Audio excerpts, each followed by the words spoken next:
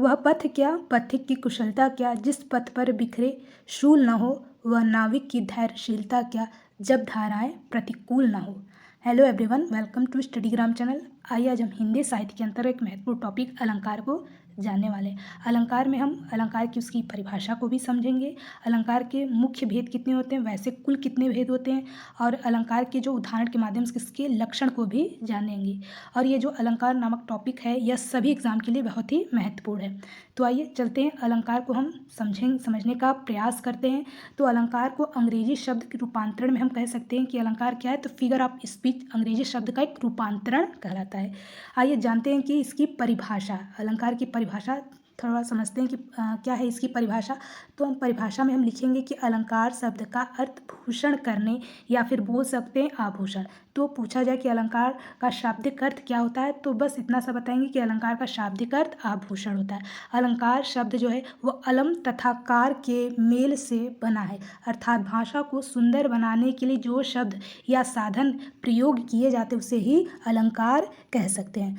सरल शब्दों में हम कहें तो काव्य की यानी जो काव्य यानी कविता में भाषा के जो शब्दार्थ की नज़रे से दृष्टि से जो सुसज्जित या फिर सुंदर बनाने वाले जो चमत्कार मनोरंजक ढंग को क्या कह सकते हैं, अलंकार कहते हैं। यानी उसमें कुछ चमत्कार उत्पन्न करना मनोरंजक रूप से, तो वही क्या है, अलंकार होता है।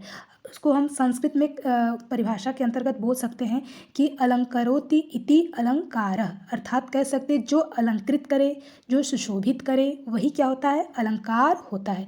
अलंकार का शाब्दिक अर्थ पता चल गया क्या होता है, तो आभूषण होता है। अलंकार का शाब्दिक अर्थ आभूषण होता है, यानी कि जिस प्रकार स्वर्ण यानी सोना जो है आभूषण से शरीर की शोभा को बढ़ा देती है, उसी प्रकार कविताओं में अलंकार से काव्यों की शोभा यानी कविताओं की शोभा बढ़ जाती है।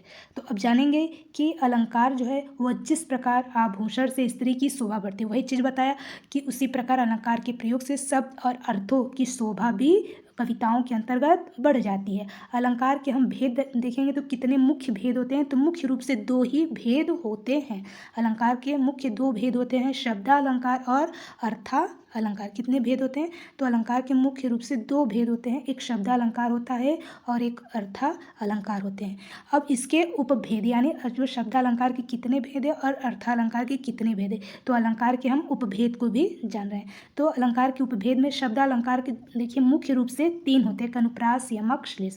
अगर कुल पूछा जाए कि जो है शब्दालंकार कुल कितने प्रकार के होते हैं, तो आप बताएंगे कि शब्दालंकार कुल होते हैं 4 प्रकार के, क्योंकि ऐसे प्रश्न पूछे जाते हैं। बीपीएससी एग्जाम में ये प्रश्न पूछा गया था कि शब्दालंकार कितने प्रकार के होते हैं, मुख्य रूप से तो उसमें लिखा नहीं था, तो कुल कितने प्रकार के होते, तो आप 4 बताएंगे न कि 3 बताएंगे। तो 3 आपको पता है, अनुप्रास, यमक, श्लेष। चौथा आप क्या बताएंगे, तो चौथा होता है वक्रोक्ति अलंकार। कौन सा अलंकार, तो वक्रोक्ति अलंकार होता है। चौथा अलंकार कौन सा होता है, तो वक्रोक्ति अलंकार। अनुप्रास अलंकार, यमक अलंकार, श्लेष अलंकार और वक्रोक्ति अलंकार होता है। अर्थालंकार कितने होते हैं, तो अर्थालंकार जो है अर्थालंकार तो वैसे बहुत सारे होते हैं, लेकिन मुख्य रूप से हम जो पढ़ेंगे तो उसमें आप जानिए कि उपमा अलंकार भी अर्थालंकार के भेद होते हैं। रूपक होता है, उत्प्रेक्षा होता है और अतिशयोक्ति अलंकार होता है, क्योंकि अर्थालंकार में यही जो है इन्हीं टॉपिकों को हम पढ़ने वाले हैं, उपमा, रूपक, उत्प्रेक्षा और अतिशयोक्ति अलंकार। चलिए अब जो है अलंकार के भेद को भी हम समझने का प्रयास करते हैं। तो सबसे पहले हम जानेंगे कि शब्दालंकार क्या होता है। शब्दालंकार यानी कि जब शब्द ध्वनि के कारण भाषा में चमत्कार उत्पन्न होता है, ऐसे अलंकार को हम शब्दालंकार कहते हैं। क्या कहते हैं उसे, तो उसे हम शब्दालंकार कहते हैं। यानी जिन शब्दों के प्रयोग के कारण काव्य में यानी कविताओं में चमत्कार उत्पन्न हो जाता है, वह शब्दालंकार होता है। किसके कारण चमत्कार उत्पन्न हो रहा है, तो केवल शब्दों के प्रयोग के द्वारा ही चमत्कार उत्पन्न हो जाता है, वह शब्दालंकार होता है। अब शब्दालंकार तो आप जान गए कि ये 4 प्रकार के होते हैं, अनुप्रास, यमक, श्लेष और वक्रोक्ति। अब देखेंगे कि पहला जो है हम क्या है, पहला अनुप्रास अलंकार देखते हैं। शब्दालंकार का पहला भेद है प्रकार अनुप्रास अलंकार। क्या कहा जाता है अनुप्रास अलंकार, कि जहाँ पर एक या अनेक वर्गों की पुनरावृत्ति से चमत्कार उत्पन्न होता है, उसे क्या कहते हैं, चमत्कार उत्पन्न होता है, अर्थात एक ही वर्ण या एक ही अक्षर बार बार आते हैं, वहाँ पर अनुप्रास अलंकार होता है। अनुप्रास यानी कि अनु तथा प्रास। अनुप्रास में दो देखिए शब्द, एक अनु है एक प्रास है। अनु तथा तथा प्रास शब्दों से मिलाकर के ही क्या बना है, अनुप्रास होता है। अनु का अर्थ जानेंगे तो अनु का मतलब क्या होता है, तो अनु का मतलब होता है क्या, तो अनु का मतलब होता है बार बार। अनु का अर्थ क्या होता है, तो बार बार। अनु का अर्थ क्या होता है, तो अनु का अर्थ होता है बार बार। और प्रास शब्द का क्या अर्थ होता है, तो प्रास शब्द का क्या अर्थ होता है, तो प्रास मतलब होता है वर्ण या फिर अक्षर कहते हैं, वर्ण या फिर अक्षर कहते हैं। यानी कि जहाँ पर चीज यानी बार बार एक ही शब्द या एक ही शब्द के अंतर्गत जो वर्ण है, अक्षर है, वह बार बार आता है, रिपीट होता है, वह कैसा अलंकार होगा, तो अनुप्रास अलंकार होता है। जैसे उदाहरण देखते हैं आप। उदाहरण है कि चारू चंद्र की चंचल किरणें खेल रही है जलथल में, तरनी तनुजा तट तमाल तरुअर बहुछाए, कृपा करें कहूँ विप्र कहाँ किन्हों गौन है, सुमिरो से राम समेत सनेहा, देवता से बैठे सब साधि साधि मौन है, करुणा करके करुणा निधि रोई। अब देखिए पहले वाले जो पंक्ति में किस वर्ण की किस अक्षर की आवृत्ति बार बार हो रही है, अनु मतलब होता है बार बार हो रही है, तो क्या कौन सा वर्ण इसमें निकल रहा है, तो इसमें च वर्ण की आवृत्ति बार बार हो रही है। तरनी तनुजा में त वर्ण की आवृत्ति बार बार हो रही है। कहो कृपा करी कहो विप्र कहाँ किन्हों, अब इसमें जो है क वर्ण की आवृत्ति बार बार हो रही है, इसमें जो है स वर्ण की आवृत्ति बार बार हो रही है। देवता से बैठ सब साधि साधि मौन, इसमें जो है बार बार स वर्ण की आवृत्ति निकल रही है। करुणा करके करुणा निधि रोई, इसमें भी जो है क वर्ण की आवृत्ति बार बार हो रही है। तो ये कैसा अलंकार हो जाएगा, तो यह जो है अनुप्रास अलंकार हो जाएगा शब्दालंकार के अंतर्गत।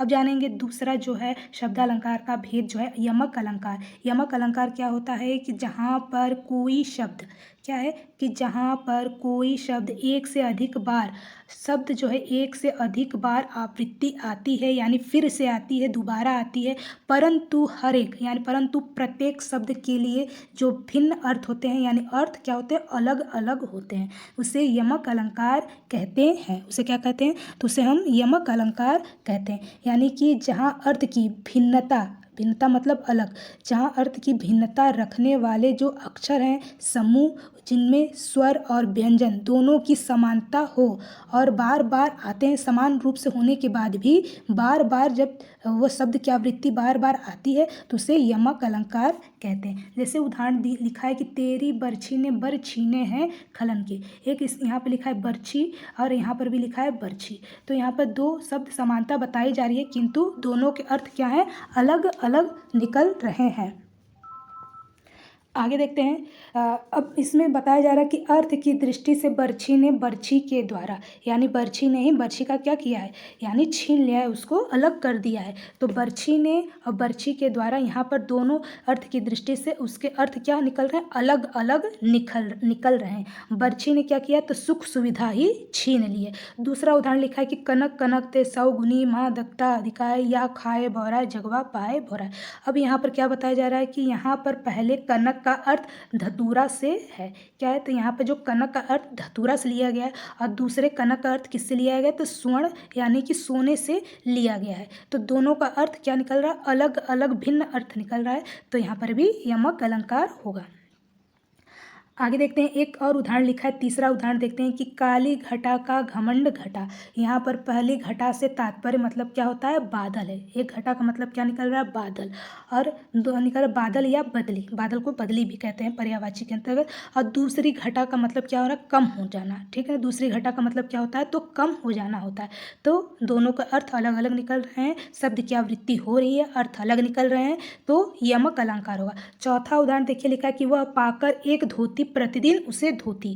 फिर से देखिएगा, ये बहुत अच्छा उदाहरण है कि वह पाकर एक धोती, यानी कोई स्त्री है, एक धोती यानी जो वस्त्र होता है, साड़ी होता है, उसको धोती भी बोलते हैं, तो वह एक पाकर धोती प्रतिदिन उसे धोती मतलब उसको धुलना, साफ करना, स्वच्छ करना। यहाँ पर वही चीज़ बताया गया है कि यहाँ पर पहले धोती शब्द से जो महिलाओं द्वारा पहनने वाले जो वस्त्र हैं, साड़ी जिसको बोलते हैं, वस्त्र से, तथा दूसरी धोती से मतलब होता है साफ करने की क्रिया से लिया गया।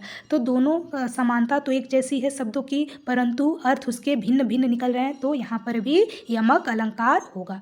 अब आइए देखते हैं श्लेष अलंकार। श्लेष अलंकार जो है यमक अलंकार के जैसा ही लगता है, लेकिन थोड़े उसमें क्या होते हैं, अंतर माने जाते हैं, क्योंकि इसमें भी जो होता है श्लेष अलंकार में कि शब्दों की समानता दिखाई देती है, परंतु इसमें अनेकार्थी शब्द जुड़ जाते हैं, ये अनेक अर्थ बताते हैं, यानी एक शब्द जो होते हैं वो कई अर्थ को बोध कराता है, वहाँ पर श्लेष अलंकार होगा, न कि यमक अलंकार। इसका परिभाषा देख लेते हैं कि जहाँ जहाँ एक ही शब्द एक ही स्थान पर प्रयोग होता है परंतु अलग अलग प्रसंगों में यानी अलग अलग विषयों में एक ही स्थान पर अधिक बार प्रयोग हो रहा है और उसके अर्थ क्या हो रहे हैं, अलग अलग निकलते हैं यानी अनेकार्थी, एक से अधिक निकलते हैं। यमक अलंकार में तो 2 ही बार अर्थ निकल रहे हैं किंतु इसमें अर्थालंकार में अलग अलग कई अर्थ निकलते हैं। वहाँ श्लेष अलंकार होता है। जैसे उदाहरण लिखा कि रहीमन पानी राखिए बिन पानी सब सुन, पानी गैन उभरे मोती मानस चून। अब यहाँ पर पानी शब्द में क्या है, श्लेष है। इसमें श्लेष है मतलब कि इसमें मोती भी है। मोती मानुष तथा चून का अर्थ किससे किससे लिया गया है, तो जो मोती मानुष चून का अर्थ क्रमशः लिया गया। मोती में चमक रहता है, ठीक है। मानुष में क्या होना चाहिए, सम्मान रहना चाहिए। और चून में क्या होना चाहिए, जल। चून मतलब चूना होता है जिसमें जल भरपूर मात्रा में होनी चाहिए। तो यहाँ पर देखिए जो पानी के लिए जो है अलग अलग अर्थ निकल रहे हैं, अनेकार्थी शब्द बन रहा है। तो यहाँ पर श्लेष अलंकार होगा, श्लेष अलंकार होगा।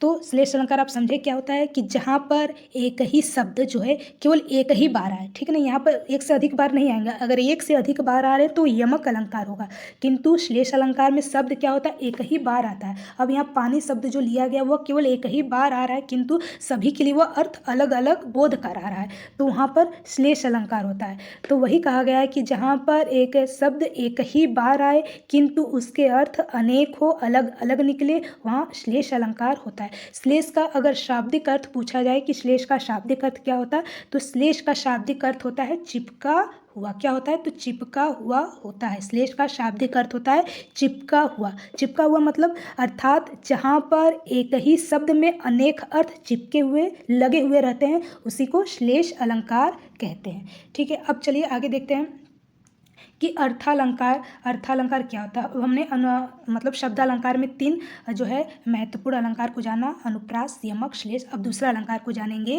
क्या, तो अर्थालंकार। अर्थालंकार क्या होता है, तो ऐसे अलंकार फिर से अर्थालंकार क्या होता है, तो ऐसे अलंकार जहाँ पर, ऐसे अलंकार क्या हो, ऐसे अलंकार जहाँ पर शब्दों के अर्थ में सौंदर्य उत्पन्न करता है।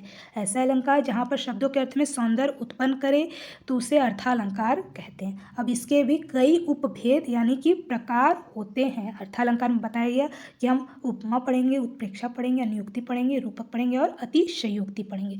तो अर्थालंकार क्या होता है कि जहाँ पर शब्दों के अर्थ के कारण यानी कविताओं में जो है सुंदरता या चमत्कार उत्पन्न होता है, दिखाई देता है, वहीं अर्थालंकार होता है। यानी कि उस सौंदर्य के लिए, उस सुंदरता के लिए एक शब्द के बदले जो है उसके बोल सकते हैं पर्यायवाची शब्दों का इसमें प्रयोग करने से भी जो है उसमें चमत्कार ज्यों का त्यों वैसा का वैसा ही बना रहता है, वह अर्थालंकार के अंतर्गत आता है। तो अर्थालंकार के भेद हमने देख लिया। अब इसके सबसे पहले हम इसका पहला भेद देखेंगे, कौन सा लिखा है, तो उपमा अलंकार। तो उपमा अलंकार पूछा जाए कि यह किसका मतलब किसके अंतर्गत आता है, किसका भेद है, तो यह जो है किसका भेद है, तो उपमा अलंकार तो अर्थालंकार का भेद है, न कि शब्द अलंकार का। उपमा अलंकार क्या कह रहा है कि जहाँ किसी वस्तु पदार्थ के रूप में गुण आदि विशेषता का वर्णन करने के लिए किसी अन्य वस्तु से उसकी समानता की जाती है, वहाँ उपमा अलंकार होता है। और इसके जो अवयव यानी अंग होते हैं वो कितने होते हैं, तो 4 अंग होते हैं। उपमा अलंकार का पूछा जाए कि कितने अंग होते हैं, तो इसके जो अंग होते हैं वह कुल 4 होते हैं। तो उपमा अलंकार क्या होता है कि जहाँ पर बोल रहा है कि जहाँ पर रूप हो, रंग हो, गुण हो, ये सभी के जो उभयनिष्ठ धर्म के कारण यानी ये सभी जो है धर्म दिखने चाहिए। कौन कौन से धर्म, तो रूप, रंग, गुण, इन्हीं सभी धर्मों के कारण किसी वस्तु की दूसरी वस्तु से बोल सकते हैं समानता की जाए या अधिक श्रेष्ठ बताया जाए, समानता कर दे या फिर एक दूसरे से उसको तुलना कर दे, श्रेष्ठ बता दे, तो वहाँ पर क्या होता है, उपमा अलंकार होता है। अब इसके 4 भेद जानते हैं कि इसके 4 भेद कौन कौन से होते हैं। तो आइए इसके 4 भेद बताया गया है कि इसके जो 4 भेद होते हैं वो कौन कौन से हैं, तो उपमेय होता है, उपमान होता है, समान धर्म होता है, वाचक शब्द होता है। तो ये जो है उपमा अलंकार के जो 4 भेद का नाम याद रखिएगा, उपमेय, उपमान, समान धर्म और वाचक शब्द। इन्हीं 4 अंगों के कारण जो है बोल सकते हैं कि इसमें रूप, रंग, गुण जो है सभी धर्म दिखाई देते हैं। और इसी के कारण जो है हम एक दूसरे से या बोल सकते हैं समानता करते हैं या एक दूसरे से उसको श्रेष्ठ बताते हैं या तुलना करते हैं। तो देखिए उदाहरण लिखा है कि टूटी फूटी बोतल से टूटे हुए सपने। तो अब इसमें जो उपमा के अंग देखेंगे कि इस पंक्ति में कौन कौन से किस प्रकार से उसके विषय के अंतर्गत उसके अंग दिखाई दे रहे हैं। तो जहाँ पर ये पहला लिखा है कि उपमेय, उपमेय में लिखा है मदिरा। तो यहाँ पर देखिए कोई मदिरा शब्द नहीं होता है, तो यहाँ मदिरा ना बोल सकते कि उपमेय क्या है यहाँ पर, तो सपने हैं। उपमेय शब्द इसमें क्या है, तो सपने। उपमान क्या है, तो उपमान जो टूटी फूटी बोतल क्या है हमारा, उपमान है। और समान क्या होता है, समान धर्म क्या है हमारा, सपने। और जो बोतलों का टूटना है यानी सपने रूपी जो बोतलों का टूट जाना है वो समान धर्म है। वाचक शब्द क्या है, से है। तो उपमेय उपमान क्या होता है, उपमेय मतलब जिसकी तुलना की जाए, उपमान मतलब जिससे तुलना की जाए, तो जिसकी और जिससे का बस केवल अंतर इसमें है, तो वो क्या हो जाएगा, तो आपका हम बोल सकते हैं उपमा अलंकार होता है। एक बार फिर समझिएगा कि उपमान क्या होता है। पहले उपमेय जानिएगा कि उपमेय शब्द क्या होता है, तो जिसकी हम उपमा दें यानी किसी की तुलना करें, किसी की समानता करें या किसी को हम श्रेष्ठ बताएं, वहाँ पर क्या हो जाएगा, तो उपमेय होगा। उपमान क्या होगा कि जहाँ पर कोई प्रसिद्ध वस्तु है या कोई चीज़ है तो उसकी हम क्या कर दें, उपमा कर देते हैं यानी उसकी तुलना कर दें, समानता कर दें, तो वह उपमा अलंकार हो जाएगा। तो इस तरह से इसमें जो है कि 4 अंग दिखाई देते हैं उपमा अलंकार के अंतर्गत। अब चलिए अगला देखते हैं, रूपक अलंकार क्या होता है। तो रूपक अलंकार वह अलंकार होता है जहाँ पर उपमेय, रूपक अलंकार वह अलंकार है जहाँ पर उपमेय तथा उपमान की समानता को प्रकट करने के लिए उपमेय में उपमान का आरोप कर दिया जाता, वहाँ रूपक अलंकार होता, आरोप लगा दिया जाता है, भेद रहित आरोप लगा दिया जाता है, वहाँ पर रूपक अलंकार होता है। कह सकते हैं कि जहाँ पर उपमेय का उपमान का आरोप किया जाए उस अलंकार को रूपक अलंकार कहते हैं। इतना इसका सरल सा परिभाषा है, उसे रूपक अलंकार कहते हैं। यानी उपमेय और उपमान में कोई भी अंतर हम नहीं देख पाते, कोई हम उसको न श्रेष्ठ बता पाते, न उसकी समानता कर पाते, न तुलना कर पाते हैं। हम क्या करते हैं, कोई अंतर ही नहीं बताते हैं, जो का त्यों ही रूप उसको बता देते हैं, वो क्या हो जाता है, उसे रूपक अलंकार कहते हैं। जैसे कि उदाहरण लिखा है कि रेशमी कलम से भाग लेख लिखने वाली। अब यहाँ पर लिखा है कि यहाँ पर जो भाग है वह उपमेय है और लेख क्या है, उपमान है, यानी उसका आरोप लगा रहा है। तो यहाँ पर जो भाग और लेख का एक दूसरे को क्या कर दिया जा रहा है, कोई अंतर समाप्त कर दिया जा रहा है, कोई अंतर ही नहीं बताया जा रहा है। यानी रेशमी कलम से भाग लेख लिखने वाली। दूसरा है कि पायो जी मैंने राम रतन धन पायो, यानी कि मीराबाई जी कह रही हैं कि मैंने राम रूपी रतन ही क्या है, जो राम का नाम है वही क्या है, मैंने धन पा लिया है, वही केवल नाम जो है वही क्या है हमारे लिए धन है। तो मीराबाई जी के अंतर्गत ये कौन सा अलंकार होगा, तो बोल सकते हैं रूपक अलंकार होता है, यानी कि जिसमें कोई भी अंतर नहीं होता है, यानी जो नाम है वही क्या है, वही रत्न है, यानी कि धन है, वही सब कुछ है। तो यहाँ पे बताएगी कि रतन उपमेय है और धन क्या हो जाएगा, उपमान है। तो यानी कि उसका आरोप लगा दिया जा रहा है, आरोप मतलब जिसमें कोई भी अंतर नहीं दिखाई देता है, वही क्या हो जाता है, रूपक अलंकार होता है। अगला देखते हैं हम उत्प्रेक्षा अलंकार। उत्प्रेक्षा अलंकार क्या होता है कि उत्प्रेक्षा अलंकार वह अलंकार होता है जहाँ पर उपमेय में उपमान की कल्पना की जाए या फिर संभावना की जाए या गुण समान बताए जाते हैं। इस प्रकार अलंकार में मानो, जानो, मनहु, ज्यों, यानी कि जानो, जनू, जनहु ऐसे वाचक शब्दों का जब प्रयोग होने लगता है तो वह उत्प्रेक्षा अलंकार होता है। उसे क्या कहते हैं, उत्प्रेक्षा अलंकार। यानी कि जब उपमेय में उपमान से भिन्न यानी अलग यानी जानते हुए भी जब उपमान की संभावना व्यक्त कर देते हैं या हम कोई कल्पना कर देते हैं तो वहाँ पर उत्प्रेक्षा अलंकार होते हैं। यानी वहाँ पर हमें कोई ना कोई कल्पना हमको करने लगते हैं, यानी सोचने समझने का जो तर्क है वो बढ़ जाता है, यानी हम संभावना जताने लगते हैं, तो वह उत्प्रेक्षा अलंकार होता है। जैसे एक उदाहरण लिखा है कि जैसे सपना क्या है, लिखा है कि उत्प्रेक्षा अलंकार में कि जैसे सपना क्या है, नयन सेज पर सोया हुआ आँख का पानी और टूटना उसका जो जागे कच्ची नींद जवानी। अब इसमें दिया है कि इस उदाहरण में दिया है कि मतलब जो अभी पंक्ति हमने पढ़ा तो इस उदाहरण में बताया कि सपने के टूटने में जवानी के कच्ची नींद से जागने की कल्पना कर दी जा रही है, यानी संभावना व्यक्त की जा रही है। एक सरल सा उदाहरण आप जानिएगा कि एक सरल सा उदाहरण एक पंक्ति है कि सोहत ओढ़े पीतपट श्याम सलोने गात मानो नीलमणि शैल पर आतप परियो प्रभात। अब यहाँ पे ये जो हमने पंक्ति बोली है इस पंक्ति में एक पीताम्बर जो है एक शब्द आ रहा है, पीताम्बर ओढ़े, यानी पीताम्बर कौन ओढ़ता है, तो श्याम जी यानी कृष्ण भगवान। तो यहाँ पर जो श्याम जी कृष्ण वही क्या है, हमारे उपमेय है। और नीलमणि पर्वत, पर्वत क्या है, तो नीलमणि पर्वत पे जो है जो सूर्य का प्रभात है, सूर्योदय का जो प्रभात है वह जो उसका किरण निकल रहा है वो हमारा उपमान हो जाएगा। और जो है कि कृष्ण जी और जो है प्रातःकालीन जो सूर्य की किरण है वह उसमें क्या कर दी जा रही है, तो संभावना व्यक्त कर रहे हैं, यानी कि उसकी कल्पना हम कर रहे हैं। तो यह क्या हो जाएगा, बोल सकते हैं उत्प्रेक्षा अलंकार।